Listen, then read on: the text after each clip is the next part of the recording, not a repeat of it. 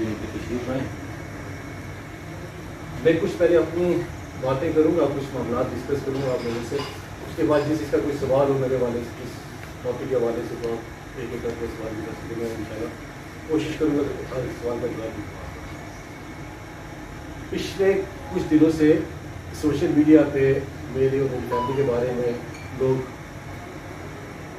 اچھا برا لکھ رہے ہیں.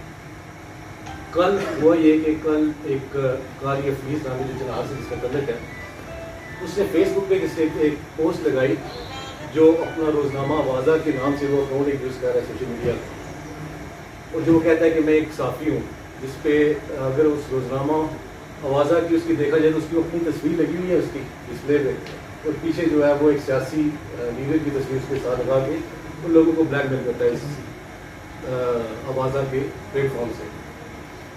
اس نے خبر یہ لگائی کہ میرے والد صاحب کا اس نے ذکر کیا, میرا بھائی چھوٹا یہ خیام کمال اس کا ذکر کیا اور میرا ذکر کیا. اس نے یہ کہا کہ سپریم کورٹ کے آرڈر کی ہم نے خلاف ورزی کی ہے اور 144 کی خلاف ورزی کی ہے. بیسیکلی وہ انتظامیہ کو پریشرائز کرنے کی کوشش کر رہا تھا اور کہہ رہا ہے کہ وہ اصل میں معاملہ یہ ہے,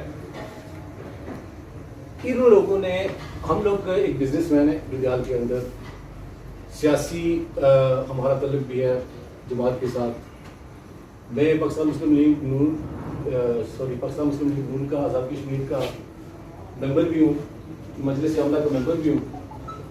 اس کے علاوہ میرے والد صاحب 1991 سے ہماری کرش مشین پلانٹ لگی ہوئی ہے جس میں ہم لوگ بزنس کر رہے ہیں لدھیال کے اندر. ہمارا ہمیشہ سے ریکارڈ آپ لوگ سب جانتے ہیں, عوام علاقہ میں ہمیں بہت اچھی طریقے سے جانتی ہے, ہم نے ہمیشہ آپ کی بات کی ہے. اب ہوا یہ کہ یہ لوگ ایک گروپ ہے جس میں کس کا کرتا رہتا قاری حفیظ ہے, اور اس کے ساتھ جو ہے صفدر, ایک صفدر نامی شخص ہے جو جس کا تعلق بھی چنار سے ہے. ان لوگوں نے یہ کیا کہ پچھلے دنوں ہماری زمین پہ قبضے کرنے کی کوشش کی, اور بار بار میں نے اپلیکیشنز دی اس کے خلاف کہ یہ ہماری زمین پہ قبضے کر رہے ہیں. محکمہ مال کو دی, پولیس تھانے میں دی, اس کا ریکارڈ بھی موجود ہے. اس کے بعد کورٹ سے اسٹے آرڈر بھی لگایا.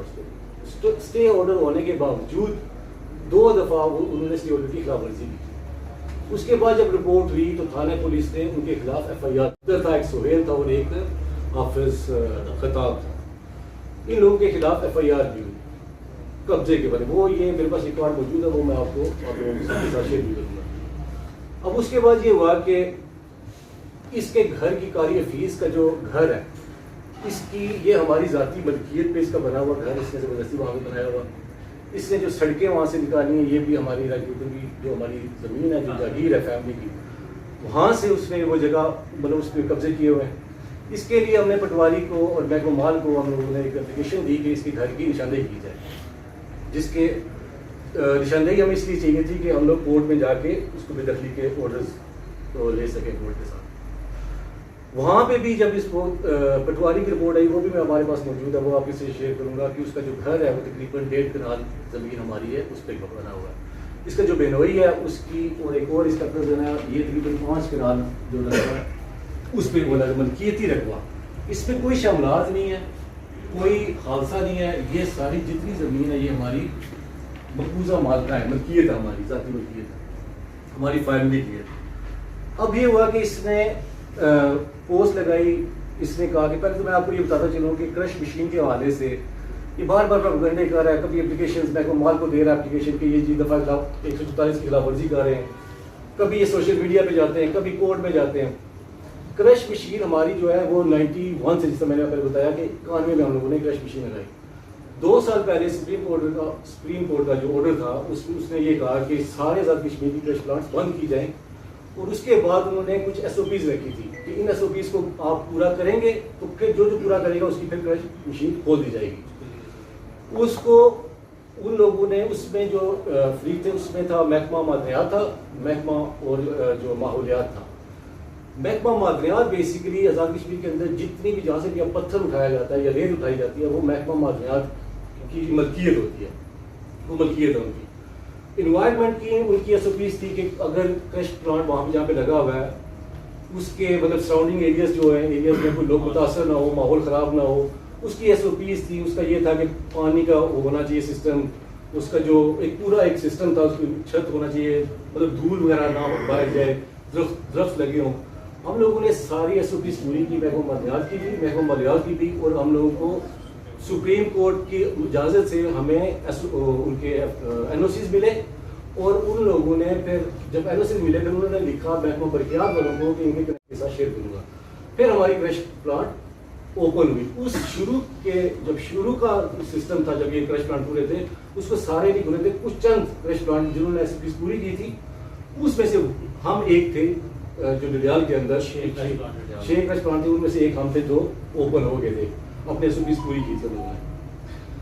اب یہ ہو رہا تھا کہ یہ بار بار ہر دوسرے تیسرے دن یہ اپلیکیشن دے کے مال کو کہ دفعہ 147 کی خلاف ورزی کر رہے ہیں، ان پہ قانونی کارروائی کی جائے. ہمیں تنگ کیا جاتا تھا. لوگ وہاں پہ ان کے بندے آتے ہیں، کرش پلانٹ پہ ویڈیوز بنا رہے ہیں، کام کرنے والوں کو تنگ کر رہے ہیں، ہمارا بزنس ڈیمیج کر رہے ہیں. اس کے خلاف پھر اب لوگ انہوں نے محکمہ مال کی ٹیم آئی وہاں پہ. اب یہ ہے کہ اس میں محکمہ مال کا کوئی لینا دینا نہیں ہے. پہلی بات یہ ہے کہ جو رقبہ ہے وہ ہماری ملکیت تھی، اس کے بعد ہم لوگوں نے اس کے معاوضے لے کے وہ وابدہ کے اندر چلی گئی ہے. وابدہ کا یہ ہمارا یہ رائٹ ہے کہ وابدہ ہمیں یہ رائٹ دیتی ہے کہ جس کی ملکیت ہوگی وہی بندہ وہاں پہ کام اپنا قابض رہ سکتا ہے. جیسے آپ دیکھ سکتے ہیں ممنا ڈیم کے کنارے جتنی یہ سارے لوگ فصل وغیرہ اگاتے ہیں، یہ سارا اوارڈ شدہ رقبہ ہے. ہمیں این او سی دی گئی تھی، محکمہ مالیات کی طرف سے دی گئی ہے، وہ 2 ایکڑ کی ہے. مطلب 16 کنال سے ہم لوگ، یہ ہماری جو کرش پلانٹ ہے یا اس کے علاوہ جو گھر بننے میں، اس کے علاوہ 2 ایکڑ زمین کی ہمارے پاس این او سی ہے جہاں سے ہم لوگ پتھر اور ریت اٹھا سکتے ہیں. یہ ہمیں قانونی، اس کا ہم لوگ 47,000 پر منتھ اس کو ٹیکس دے رہے ہیں. اور بجلی میں تقریباً 5 سے 6 لاکھ روپیہ جو ہے وہ الگ وہ بل جمع کروا رہے ہیں اس کا.